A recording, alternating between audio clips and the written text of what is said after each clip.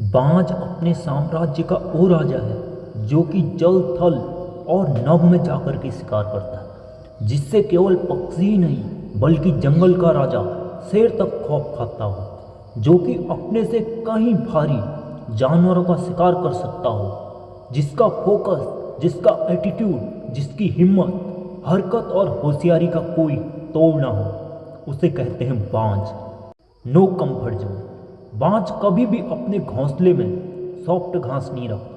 वह हर उस तिनके को निकाल देता है जो कि सॉफ्ट होता है, ताकि उसके बच्चे घोंसले में आराम से रहने के बजाय कुछ ना कुछ हलचल और एक्टिविटी करते रहे।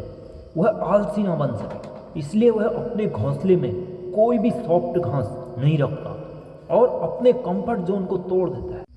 हम इंसान लक्ष्य को हासिल तो करना चाहते हैं, लेकिन चाहते हैं हमारे हाथ में सब कुछ बना बनाया मिल जाए। हम कुछ भी काम करना नहीं चाहते हैं, आलसी बने रहते हैं। आराम से रहने के लिए हम दिन भर नए बहाने ढूंढते रहते हैं। हम वह सब काम करते हैं जिससे हमारे जीवन में कंफर्ट जोन आ सके। हम अपनी जगह से हिल के खुश नहीं हैं। हम अपने कंफर्ट जोन से बाहर निकलने की कोशिश ही नहीं करते हैं। इससे हमें यह सीखना चाहिए कि अपने कंफर्ट जोन को छोड़कर अपने लक्ष्य को प्राप्त करने के लिए हर दिन एक नया टास्क और प्लानिंग दीजिए, जिससे आप एक बेहतर और सफल इंसान बन सकें। Break your boundaries. जब मौसम खराब होता है, बारिश, आंधी, तूफान आते हैं, तभी सभी जानवर और पक्षी अपने छुपाव के लिए ठिकाना ढूंढते हैं। वहीं बाज अपने लिए छुपाव की जगह ढूंढने के बजाय वह वो उड़ान भरता है जो हर कोई देखकर दंग रह जाता है। वह बादलों से ऊपर उठकर अपने लिए एक नई जगह बनाता है जहां पहुंच पाना किसी और पक्षी के बस में नहीं। वह ऐसा काम करता है जिसके बारे में सोचने से भी कोई खौफ खाता हो, तब जाकर कहीं वो अपने साम्राज्य का बादशाह कहलाता है।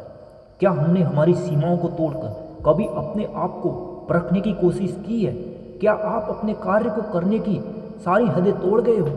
शायद नहीं, क्योंकि हम सीमाओं को पार करने की तो दूर, हम तो अपना काम भी तब करते हैं जब हमारे पास कोई ऑप्शन ही नहीं बचे। जब हम उस कार्य को करने के लिए मजबूर हो जाएं, हम तो अपने घर के जरूरी कामों को करने के लिए भी 1000 बार सोचते हैं। इसलिए दोस्तों, अपने कंफर्ट जोन को छोड़िए और अपने लिए हर दिन एक नया टास्क बनाइए और अपनी सारी सीमाओं को तोड़ दीजिए।